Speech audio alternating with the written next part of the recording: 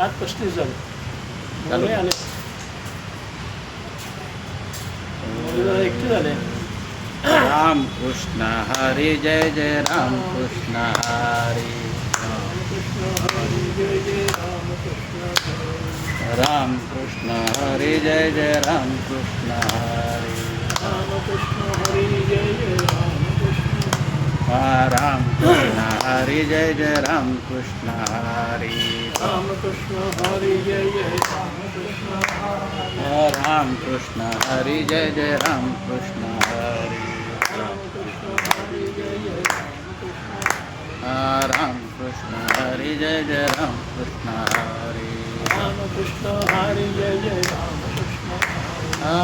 रामकृष्ण हरी जय जय रामकृष्ण राम कृष्ण हरी जय जय राम कृष्ण हरी. राम कृष्ण हरी जय जय रामकृष्ण हरी राम कृष्ण हरी जय जय राम कृष्ण हरी. रामकृष्ण हरी जय जय रामकृष्ण राम कृष्ण हरी जय जय राम कृष्ण हरी. रामकृष्ण हरी जय जय रामकृष्ण पुंडलिका वरद्यार विठ्ठल श्री ज्ञानदेव तुकाराम पंढरीनाथ भगवान की जय.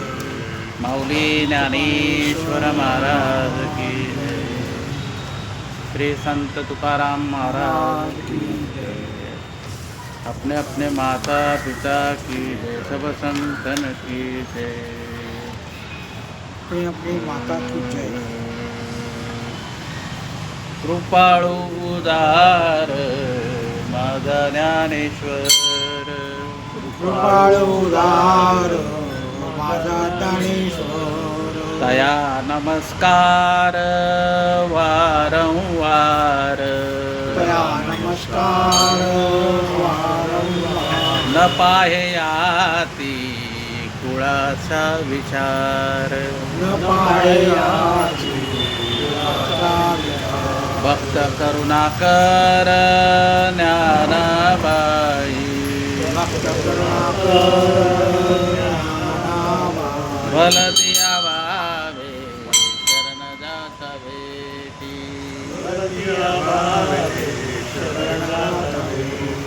पडितसे तुटी जन्म व्याधी. न पाहे याती कुळाचा विचार. भक्त करुणाकर ज्ञानाबाई. ज्ञानाबाई माझी अनाथाची माय.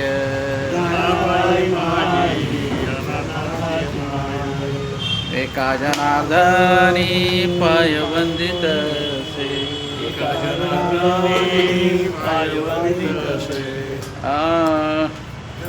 न पाहे याती कुळाचा विचार. भक्त करुणाकर ज्ञानाबाई.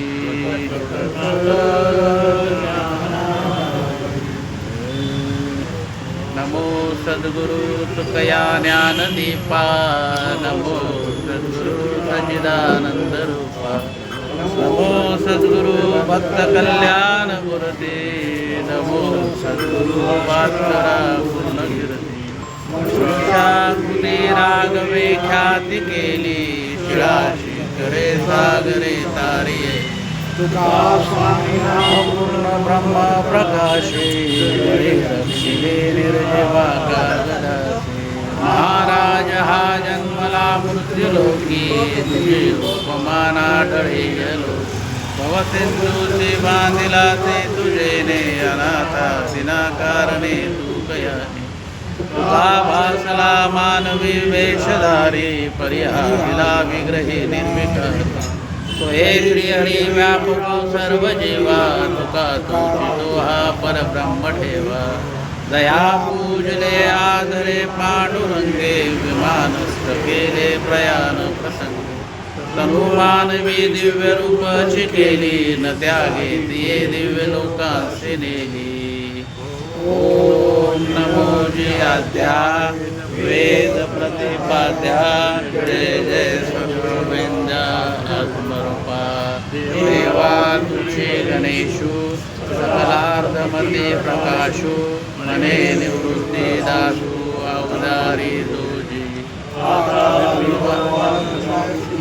जे चातुर्यार्ध कला कामिनी ती श्रीशारदा विष्णुनी नमस्कार मग हृदय सद्गुरु जेने तारिलो हा संसार गुरु गुरुनी विशेषात्यादरू विवेकावरी जैसे डोळांजन भेटे ते वेळी दृष्टीचे पाटा पुढे मग वास पाहिजे तेच प्रगटे महानिधी ते तुमते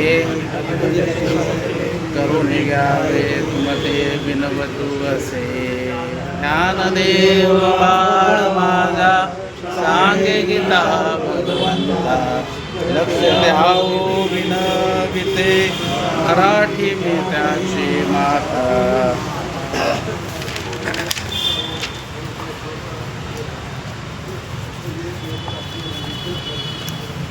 आज आपल्याला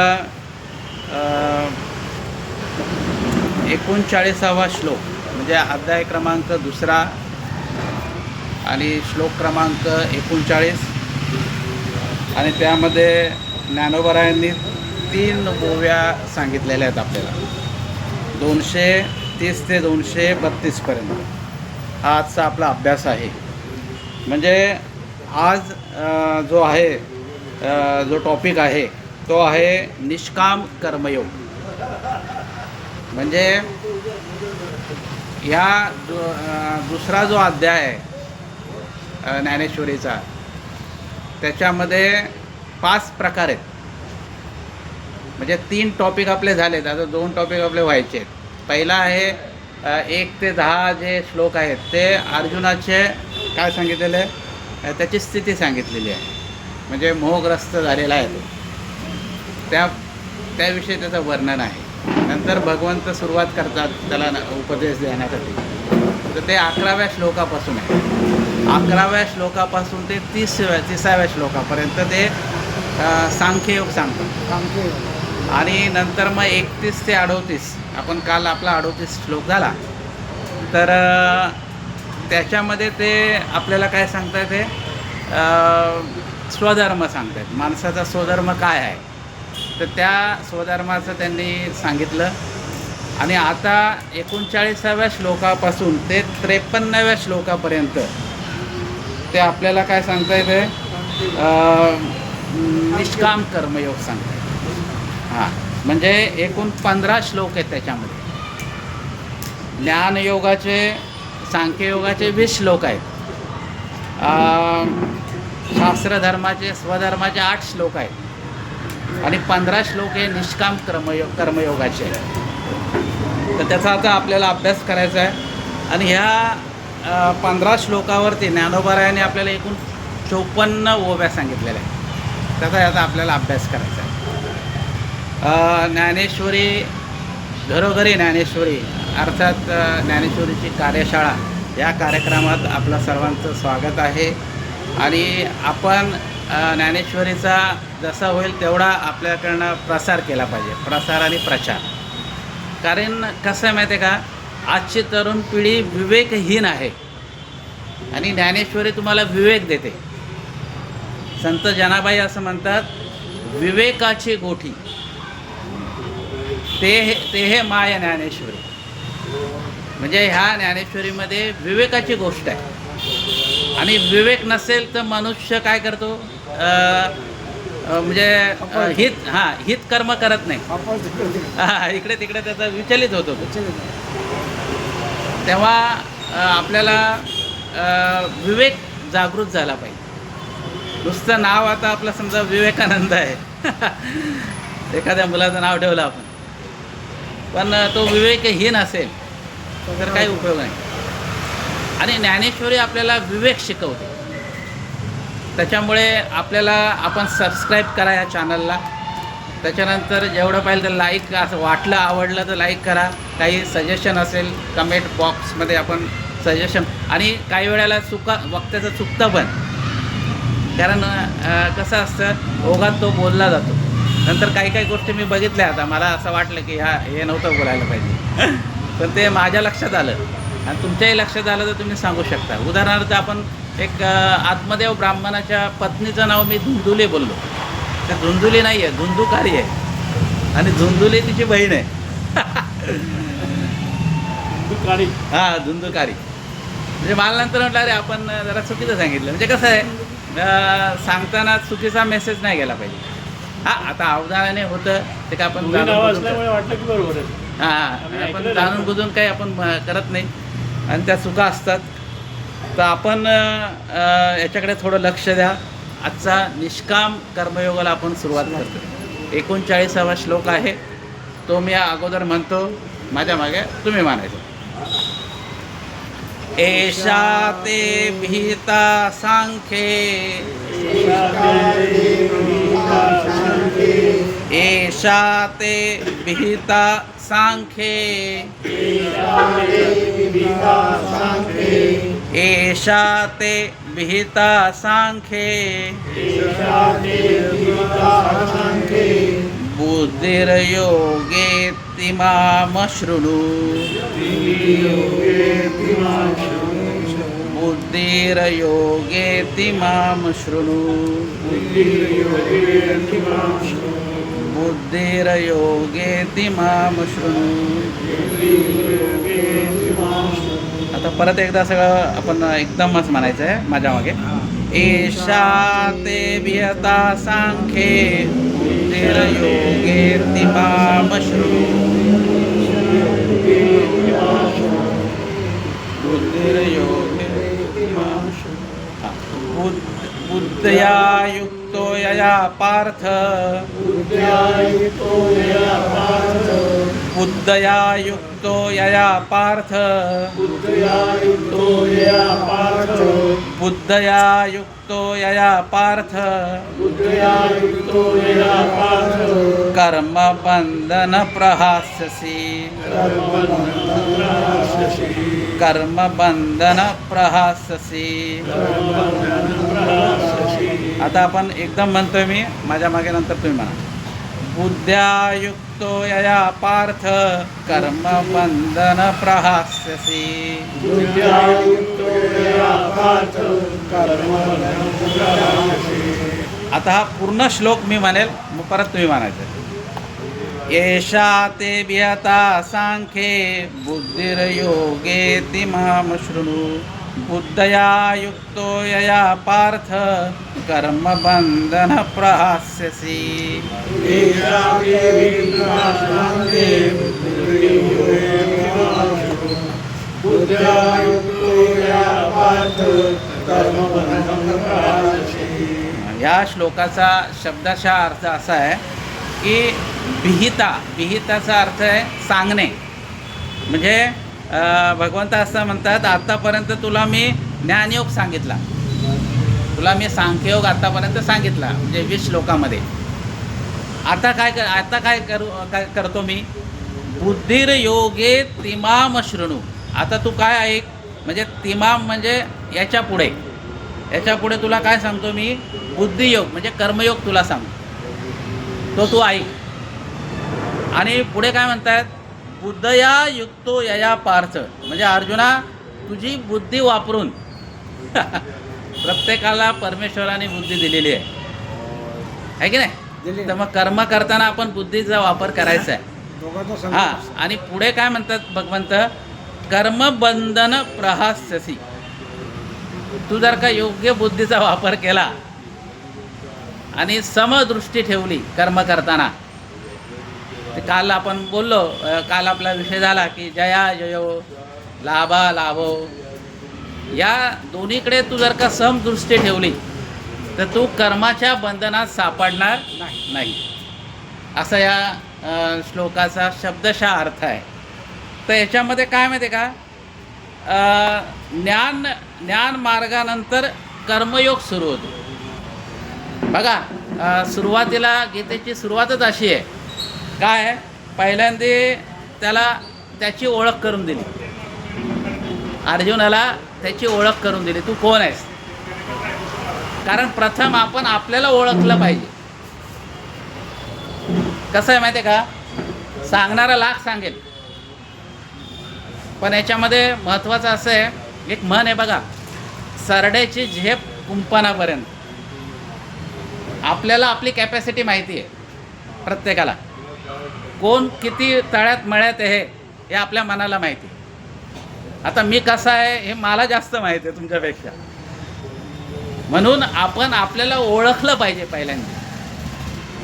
पहिल्यांदा अर्जुनाची ओळख त्याला सांगितली, तू कोण आहेस.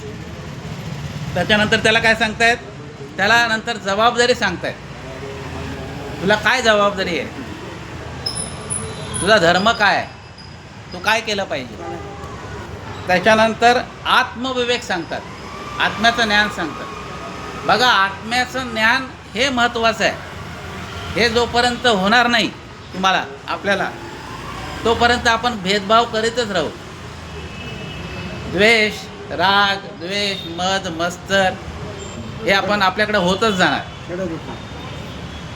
म्हणून 20 श्लोक जे आहेत 11 ते 30 हा गीतेचा गाभा आहे.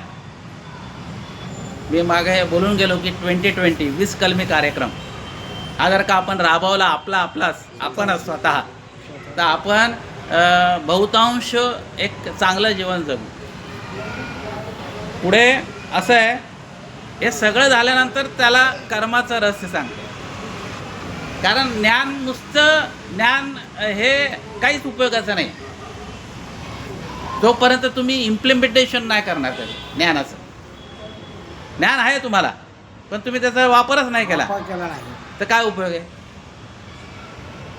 महात्मा गांधीजी असं म्हणायचे, म्हणजे त्यांना एकदा मी ते वाचलं होतं एका लेखामध्ये, की तिथं लिहिलेलं आहे येथे लघवी करू नये, आणि तिथंच लघवी करतो, वाचतं पण.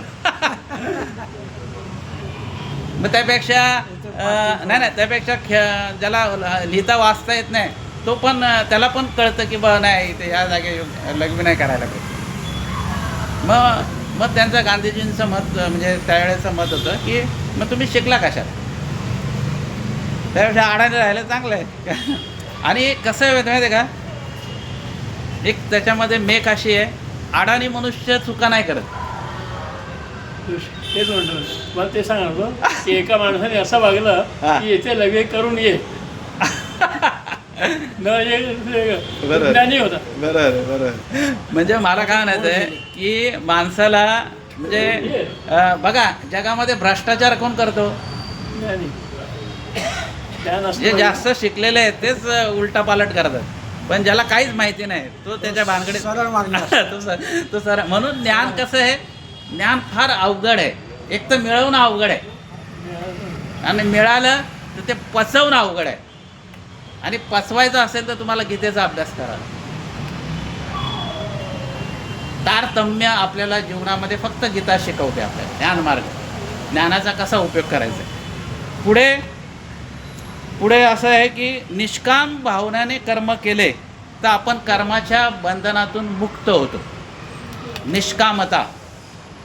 आता तुम्ही म्हणाल मग निष्कामता त्याच्यातून काही मिळणारच नाही तर मग काय उपयोग आहे, करून काय उपयोग आहे, जीवन जगायचं कसं. हां, तर त्याच्यातली भावना तुम्हाला एक सांगतो, फक्त त्याची आसक्ती नाही ठेवायची. आता याच्यात एक उदाहरण सांगतो मी. शिक्षकांनी म्हणजे शिक्षक विद्यार्थ्याला शिकवतात, ज्ञान देतात, म्हणजे शिकवतात, परंतु त्याच्या बदली पगार घेतात. काय घेतात, पगार घेतात. तर पगार घेतात तर ते कर्माच्या बंधनात अडकले.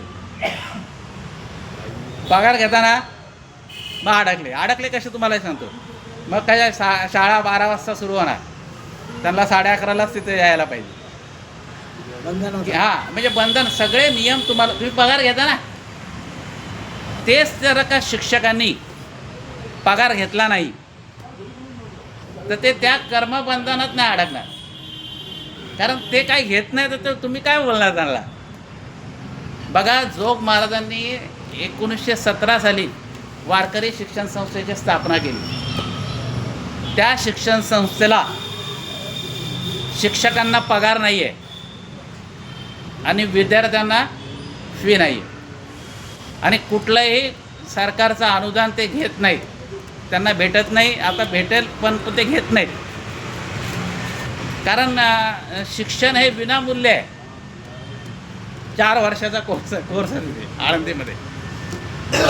हां, पण ते कुठलेही चार्जेस घेत नाहीत. मग मला सांगा, ही जर का 100 वर्षाची कन्सेप्ट आहे जोग महाराजांनी आणलेली, आणि आज सर्वात जास्त भ्रष्टाचार जे आहे ना, हे शिक्षण क्षेत्रात आहे. आज तर आता आजकाल तर बिझनेस स्कूलच्या नावाखाली लाखो रुपये फी आहे.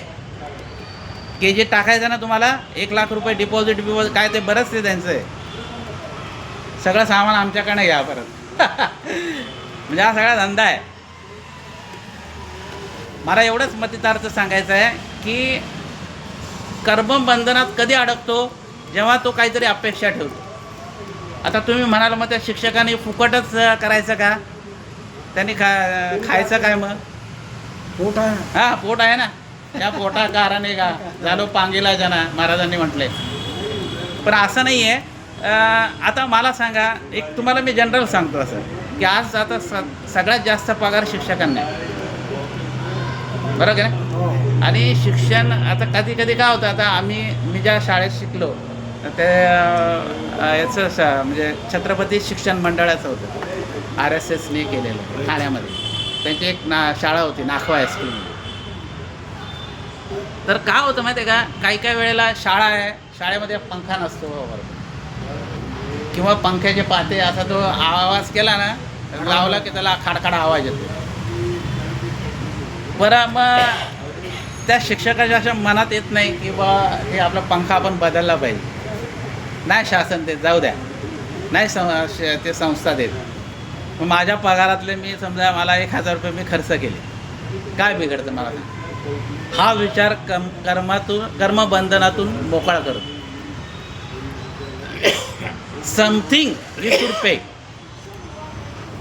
तुम्ही जे अर्न करताय त्यातलं, म्हणजे तुमचा जो मी उत्तर सांगतो प्रश्नाचं, की त्यांनी करायचं काय, त्यांनी घ्यायचा पगार, पण काहीतरी 5% तरी त्यांनी म्हणजे एखाद्या अनाथ मुलगा गरीब असेल तर त्याची फी त्यांनी भरणे, त्याला पुस्तकं आणून देणे. असे काही शिक्षक आहेत, न गाजावाजा करता समाजकार्य करतात. सगळेच असे नाही आहेत. फार मी काही शिक्षक बघितले. एक मला ना शिक्षकांचा राग येतो बरं का.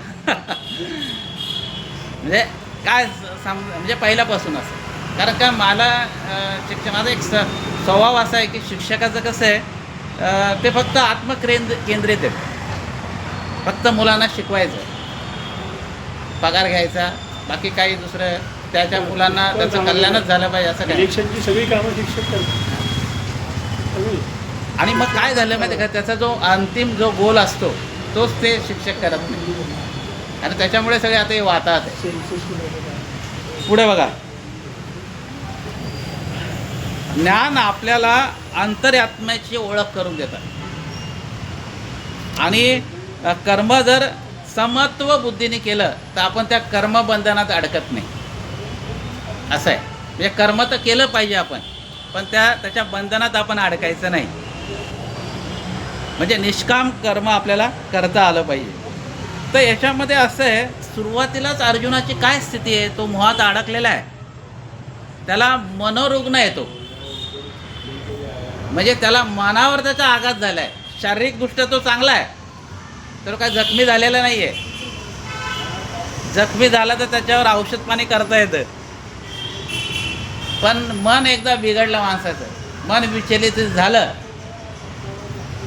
मनोरुग्ण बघा, मनोरुग्णाला सांभाळायचं फार कठीण आहे. डिप्रेशनमध्ये अर्जुन जेव्हा जातो तेव्हा त्याला समजावलं आहे भगवंतांनी 700 श्लोक सांगितले. त्यांचा संवाद येतो. तर पहिल्यांदी मनाचा उपचार भगवंताने केलेला आहे.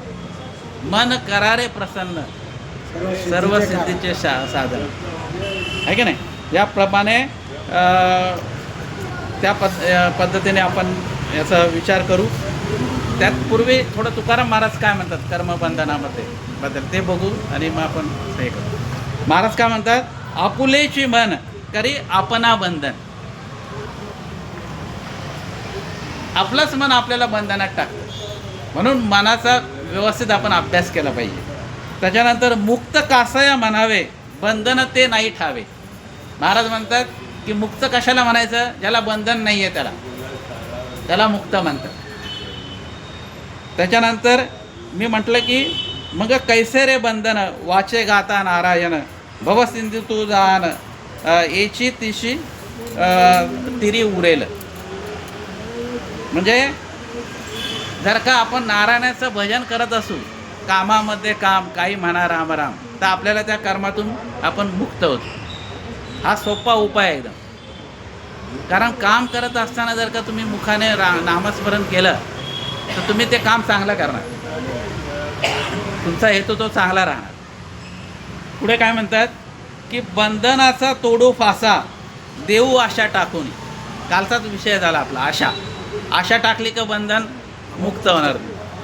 बघा हे साधे साधे शब्द आहेत पण प्रभावी आहेत. त्याचा आपण जर का विचार केला तर आपल्यालाही आपण सहज कर्मातून म्हणजे मुक्त होऊ. पुढे बघा, सेवलिया रामकृष्ण नारायण, नाही त्या बंधन संसाराची.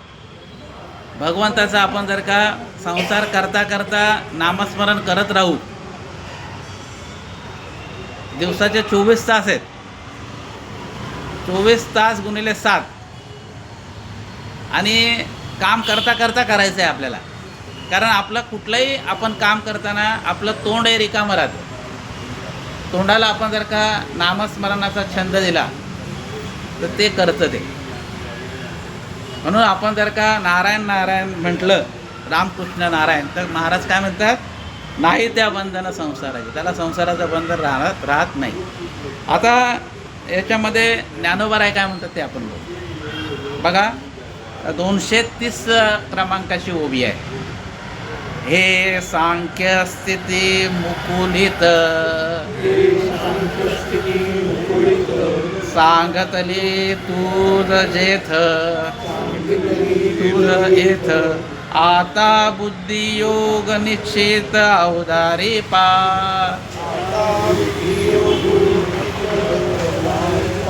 इथे ज्ञानोबा काय सांगतात, हे सांख्य स्थिती मुकुलित म्हणजे थोडक्यात. बघा आता मुकुलित ना, मुकुलित म्हणजे थोडक्यात. मी तुम्हाला आतापर्यंत सांख्य स्थिती थोडक्यात सांगितलेली आहे. आता तू काय कर, आता मी तुला बुद्धियोग सांगतोय. आता बुद्धीचा वापर कसा करायचा, योग म्हणजे कर्म कसा घडून आणायचा ते अवधारी पा. आता तू नीट ऐक, असं ज्ञानोबा अर्जुनाला आणि आपल्याला सांगतो. पुढे बघा, जया बुद्धियुक्ता झालिया पार्था, कर्मबंधू सर्वदा बाधून पवे. बुद्धियुक्त कर्म केलं आपण तर आपण त्या कर्मामध्ये बंधन म्हणजे आपण अडकणार नाही कर्म करताना, असं ज्ञानोबा आपल्याला सांगतात. म्हणजे आपण सम आणि दुःख समानतेने बघितलं, आपण त्याचा परिणाम कर्म करताना बघितला नाही. आपण फक्त निष्पाप भावनेने आपण जर का ते कर्म केलं तर आपल्याला फळ तर मिळणारच आहे, पण त्याच्याकडून अपेक्षा नको. कारण अपेक्षा ठेवली ना का काय होतं, नाही मिळालं तर दुःख होतं. आणि अपेक्षा नाही ठेवली, अचानक मिळालं तर त्याचा आनंदच होतो. आणखी काही वेळेला आपल्याला जाणीवही नसतं आणि आपल्याला मिळालं हां धन प्राप्त होतं, आपोआप होतं. आणि काय होतं माहिती आहे का, एकनाथ महाराजांनी म्हटलेलं आहे हरिपाठामध्ये की केले कर्म झाले तेचे भोग आले. बघा तुम्ही सर्व्हिस केली म्हणून तुम्हाला आता पेन्शन मिळते, बरोबर की नाही. म्हणजे तुम्ही चांगलं कर्म केलेलं आहे, आता तुम्हाला काम न करता लाभ मिळतो. म्हणजे वाया गेलं का, नाही गेलं. पुढे बघा, जैसे वज्र कवर लेईजे.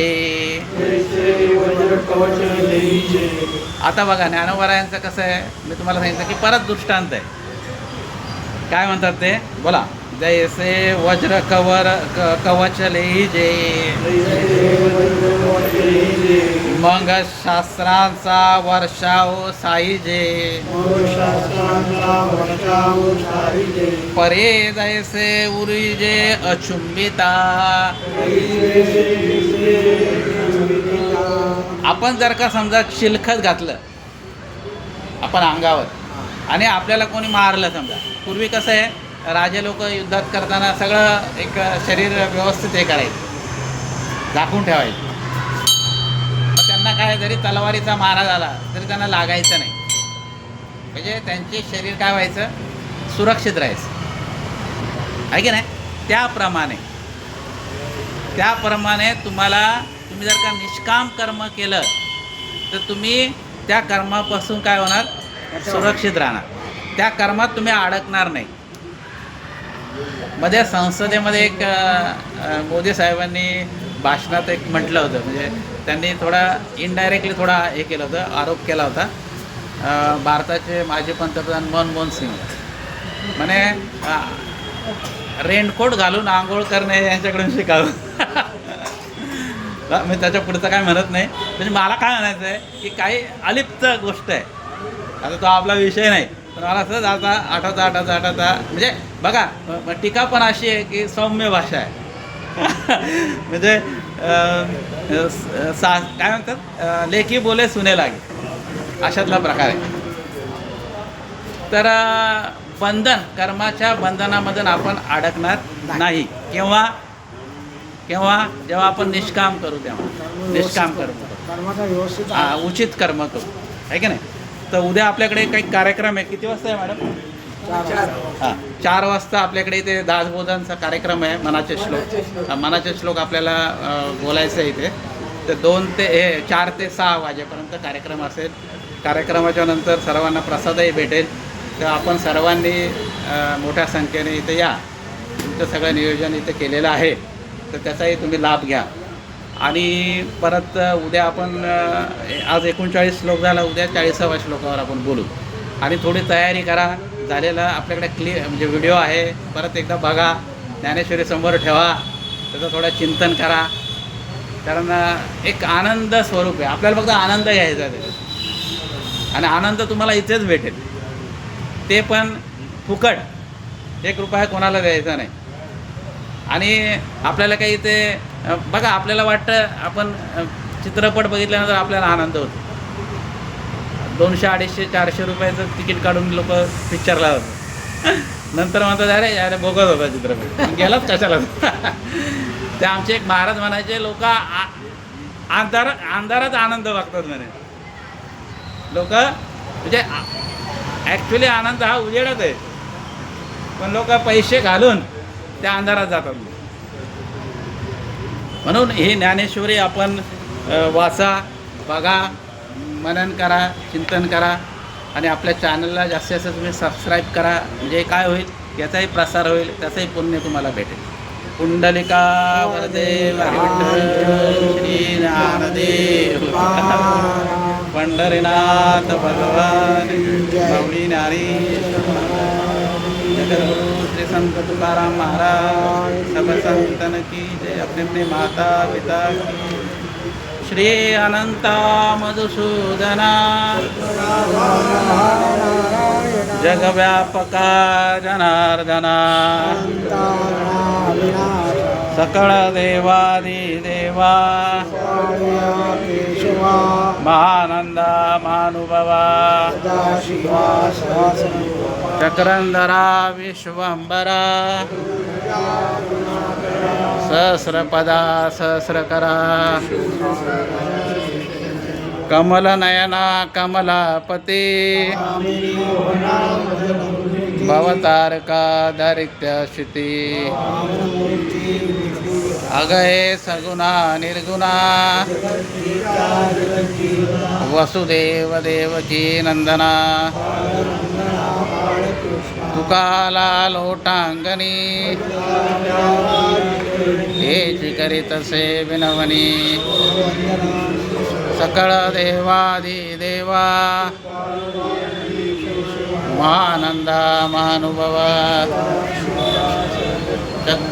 महानंदा महानुभव चक्रंधर झालं का? के देवे येणे वाग्यज्ञ तोषावे तोषोनी मद द्यावे पताय सारे जे कळांची व्यंकटी साडो तया सत्कर्मरती वाढो भूता परस्परे पडो मेघजीवा दुरिताचे तिमिर जाओ देवांची लतोटे लावो प्राणीदार वर्षत सकळ मंडळी ईश्वर निष्ठांचे मान दियाळी अनवरत मंडळी कला कल्पतरुचे अरव चेतना चिंतामणीचे गाव फूल दे चंद्रमिजे अलांछन मार्तंडजे तापहीन ते